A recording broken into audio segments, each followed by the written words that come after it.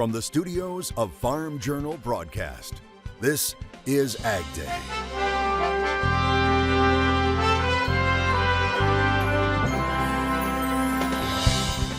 Drying up. We're in a critical moment. What farmers in another part of the world are facing right now when it comes to drought. While in the American West, the news is much better. A major difference to what we're seeing here today when we're standing on almost 5 feet worth of snow depth. As some farmers continue to wait to plant, others are moving ahead at a record pace. 90% of our corn's done. What farmers have to say about planting progress so far, right now on AgDay. Good morning, I'm Clinton Griffiths. The latest crop progress report shows that planting is moving ahead at a record pace in many states. And that's especially the case when it comes to soybeans. AgDay's Michelle Rook joins us. And Michelle, planters are really rolling in the central part of the country, but in the Dakotas, farmers are left waiting on the sidelines. That's right, Clinton. It's really a tale of two different crops. In states like Missouri, they're about 3/4 done planting on corn, a third on beans. But up here in states like North Dakota, they're at 0 for both. In the latest crop progress report, USDA pegs corn planting at a record in Missouri at 80% complete, nearly double the 5-year average. 90% of our corn's done. It's went in beautiful this year. I don't remember a year that it's ever planted so well. Missouri farmer Dave Neal has planted 54 crops in his career, but never this quickly. He got corn done in about 10 days. Not to get done this quick, no. What has been even more unusual is the fast planting pace on beans in Missouri at 34%, well ahead of the 5% norm. About the time I was getting finished planting corn, and we've already got 700 acres of beans planted. It's kind of unusual this year. It's been, the ground's working good, and we've just been able to get in there and get it done. Meanwhile, in the north, where farmers received snow through the end of April, they barely turned a wheel. That puts the extra acres of corn and beans they intended to plant in question. You're looking at an increase of 1.3 million for North Dakota, Minnesota, South Dakota for corn, and 1.2 million for soybeans for those three states. And we haven't turned a wheel, and we're looking at it being the beginning of May. And even with a better extended planting forecast, Martinson expects some prevented plant acres in those states. All right, thanks, Michelle. Portions of the southern plains finally seeing some much-needed rains last week, but it doesn't appear to have impacted winter wheat condition ratings very much. Right now, 28% of the crop is rated good to excellent. That's up 2% from last week. 42% rated poor to very poor. That's actually up 1% from the previous week. A really dismal crop, especially in the central and southern Great Plains, even with the late April showers. There is better news out west with California's latest snowpack survey. State officials reporting a snow water equivalent of 49.2 inches or 254% of average for the start of May. At one station, they recorded a snow water equivalent of 241%, and you can see how that compares to past years. A big difference from last year thanks to a series of atmospheric rivers that hit the state starting in December. So the last time we were here was in May of 2020 when we only measured about 1.5 inches of snow water content. So a major difference to what we're seeing here today when we're standing on almost 5 feet worth of snow depth and about 30 inches of snow water content. So a stark difference to where we were in May of 2020. Compared to where we were about a month ago when we were here on April 1, roughly about half of this snow has melted since then, but still this is still a lot of snow for May, and we should probably expect most of this to melt through the month of May. And who knows, maybe we might even see a little bit here in about a month on June 1. Now officials say the massive snowpack will continue to pose flooding risk in the San Joaquin Valley. A rare dust storm in Illinois turned deadly on Monday, causing a massive pileup on a major highway in the central part of the state. Dozens more were injured. Police say more than 70 vehicles crashed on a 2-mile stretch of I-55. It happened as 45-mile-per-hour winds swept through nearby farms and fields, picking up dirt, soil, and other debris, blinding drivers. USDA meteorologist Brad Rippey believes the weather conditions at the time of the pileup were unavoidable. Even in perfect conditions, you can get, perfect practices. You can still get a situation where you have a very short window. If topsoils are dry, they can still blow. So it's just, I think, a really unfortunate an unfortunate collision of events that happened yesterday between the strong storm, the angle of the wind, the condition of the fields, the dryness over the last month. Maybe no way to really prevent that. And it's just, again, a real tragedy. Hopefully it's a one-off and we won't see anything else like this spring. And that same system that triggered the dust storm in Illinois is bringing snow to the West Virginia Appalachians. Take a look at this snowy scene from Snowshoe, West Virginia. Some areas seeing up to a foot of new snow. Meteorologist Matt Engelbrecht joins us with the very latest. And Matt, much of the country seeing these unseasonably cool and damp conditions. Yeah, Clinton, that's kind of been the theme with this blocking pattern that's set up across the United States is a pocket of cool, if not cold air with rainy conditions for a good portion of the northeast. Now that is going to continue to move to the northeast as we welcome in a ridge of high pressure. And we've talked about this before. Underneath that ridge, which you're starting to see form right up where these yellows in the mid 70s and lower 80s are showing up. Not only is it warmer, but it's also quieter as well. Not a lot of strong winds the next couple of days or severe weather. Now we'll talk more about the winds coming up in just a little bit. As we go through our Wednesday, there is going to be a chance of some high pressure not only building, but that next low pressure system developing back off to our west coast. But the way things are bottling up the next couple of days, we're expecting the chance for some stronger storms, but not until Friday and Saturday. And that's why I wanted to bring you all the way to Friday about 2 o'clock in the morning into Missouri. Southern Illinois may get a pocket of some heavier or stronger thunderstorms. That's about it between Wednesday, Thursday, and into Friday. That's where we're going to see the potential again for some stronger storms. Otherwise, pretty quiet. Go ahead and take a look at your screen here. Tough to see, but little green down in the bottom part of your screen. Some of the corn is starting to pop out of the ground. Now, Greg sent this one in from Illinois, says this is his first planted corn. He says he just hopes it stays warm enough. I'll have more on that question on that forecast coming up. The latest Ag Economy Barometer shows farmer sentiment is improving going into the planting season. The April survey from Purdue University and the CME Group coming in at a reading of 123. Now that's up 6 points from the previous month and reverses a 2-month decline. It's thanks to an increase in the current conditions index and the index of future expectations. Now producers were also asked about the likelihood of a farm bill getting passed this year. Just 40% of producers in this month's survey think it's at least somewhat likely that Congress will pass a bill before the end of the year. 13% think passage is very unlikely. Now, when asked to look ahead 1 year, more producers said they expect to be better off financially than now, with fewer respondents expecting conditions to worsen compared to both a month earlier and 1 year earlier. Flip Your Soil on Ag Day is brought to you by Economics. Economics is the go-to resource to keep your soil and bottom line as healthy as possible. Access one-of-a-kind tools, research, and agronomy content at nutrien-economics.com. Integrating cover crops into your operation can help you flip your soil to something healthier and improve yields. But how do you effectively add cover crops to a corn-soybean rotation? Well, the key is to go slow, according to Farm Journal field agronomist Ken Ferry, and he says soybeans may be the easier crop to start with. Because we've got plenty of time there as far as we can put cereal rye in behind our soybeans here in the central part of the state. And if they don't get germinated yet this fall, they'll germinate next spring. And as we plant into our soybeans with our covers and we kill it, we don't have to worry about the carbon penalty from the rye. We don't have to worry about the allopathic toxicities from the rye like we do in corn. He says corn is also more difficult because many farmers in the central and eastern corn belt grow full season hybrids. Now that limits the fall window for good establishment. And as we try to bring the cereal rye into corn like we do soybeans, it brings some extra stress. The carbon penalty in the spring of decomposing that rye and the allopathic toxicity of corn doesn't like growing where rye's been growing. So it's like corn on corn from that perspective. Now we can help that with some strip till activity where we do our covers and we run our strips through it. In our trials, that's improved the odds. But there's a high risk of dinging the corn with that.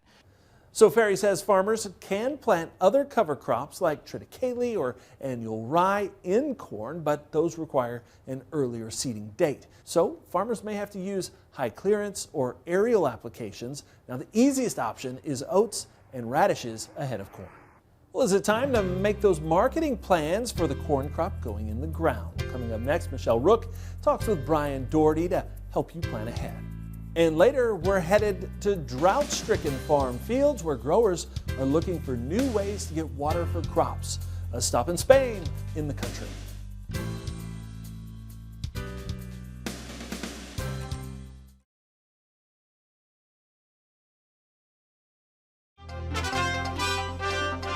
If you're starting to pencil out some marketing strategies when it comes to new crop corn, Michelle Rook has some advice from Brian Doherty of Total Farm Marketing in Markets Now.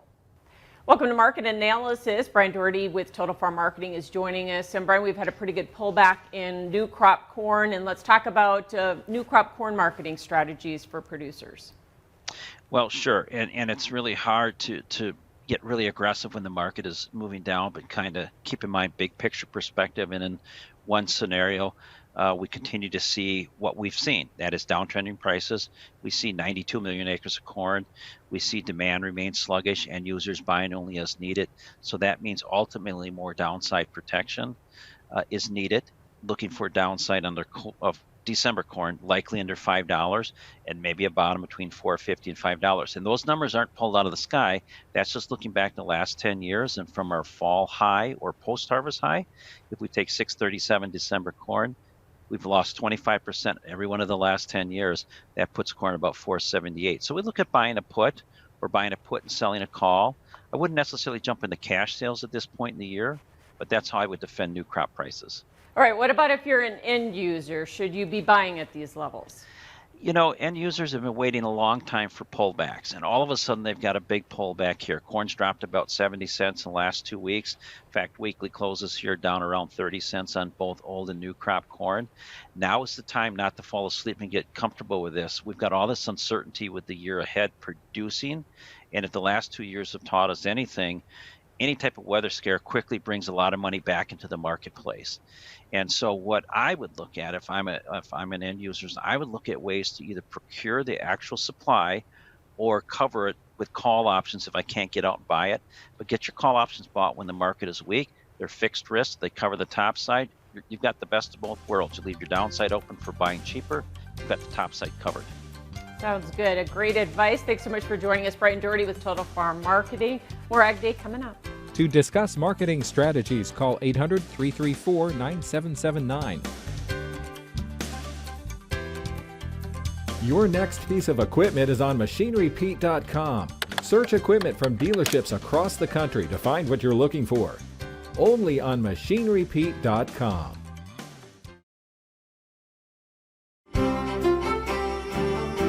Yeah, I want to start off answering that question that we were asked before we went to break, or when we're looking at that viewer photo. Now, what's going on regarding the temperatures? So the coldest of the cold, that's behind us. We're gradually going to work back into a much warmer forecast. In fact, like we said yesterday, the middle of May is looking pretty toasty across the United States. Started to introduce a pocket of above average highs back into Missouri, Illinois, even into Wisconsin and the Dakotas, May 9th through the 15th.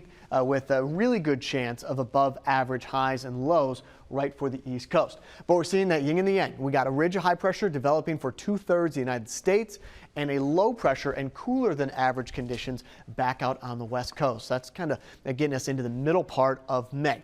As for the rest of your afternoon, there's that pocket of some cool, if not cold air that's going to retreat back to the northeast with a ridge of high pressure building in. So more average, above average highs building across the United States the deeper we go into the week. And of course this weekend. Jet stream looks something like this. So you want to find a ridge? Well, you want to find these white lines scooting all the way up to the border, United States-Canada border. That's where it's going to start, and it's going to expand with a low there and a low here. Things are going to be kind of bottled up across the United States. So much like what we saw with that upper level low Saturday, Sunday, and Monday, even into Tuesday, things are going to be kind of quiet underneath this ridge with not a lot of up or down movement regarding that jet stream. So this is all the way into Thursday, and that pattern is staying relatively quiet. Now, whether that energy is strong enough on the West Coast will eventually push warmer air and also some moisture from the south to the north coming up this weekend. And that's why that map, the middle part of May, continues to support above average high temperatures. Now for the wind gust forecast, everything is attached to that low pressure system underneath that ridge. Now the winds stay calm for the next couple of days. That's going all the way through your Thursday. Let's go take a look at Malta, Montana. Not that Malta. Sunny, high around 71 degrees, low in the 40s. Grand Rapids, not Michigan. What about Minnesota? Partly cloudy, high about 66. And sunny in Savannah, not Georgia, but Tennessee. All right, up next, the global economy may be starting to impact global pork demand. We'll discuss that after the break. And later, the western U.S. isn't the only region dealing with long-term drought. We're off to Spain in the country.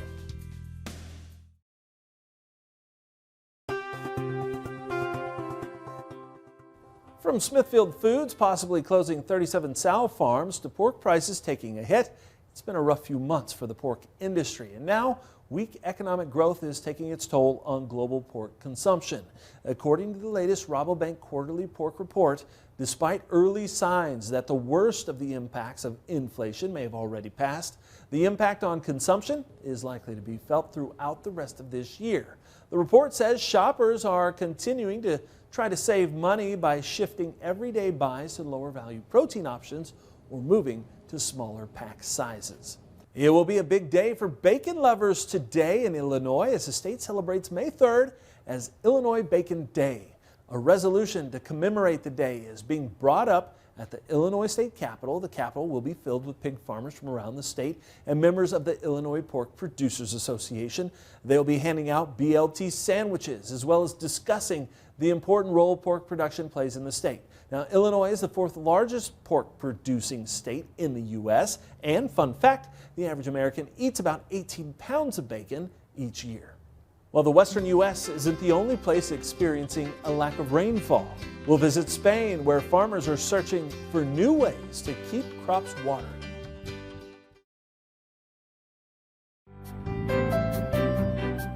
In the Country on Ag Day is brought to you by Pivot Bio. What if you had the nitrogen you need already on seed? Pivot Bio is the first company to apply nitrogen on seed. The nitrogen you need, now on seed, from Pivot Bio. Learn more at pivotbio.com. Spain's reservoirs are drying up after a nationwide drought and 3 years of below-average rainfall. As Fred Plakin reports, with no rain in sight and temperatures rising, farmers are searching for new solutions to water their crops.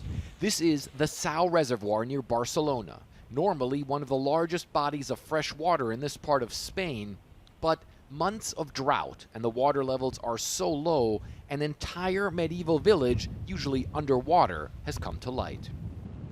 The folks here say normally you'd barely be able to see even the tip of the medieval church because it would be almost fully submerged. But now, as you can see, the church is very much on land, and the authorities here fear things will get much worse once the summer's heat really sets in. The Sal Reservoir is already at less than 10% capacity, and that's causing hundreds of thousands of acres of farmland to dry up. All of this wheat is probably lost. Farmer Santi Caudevilla shows me why.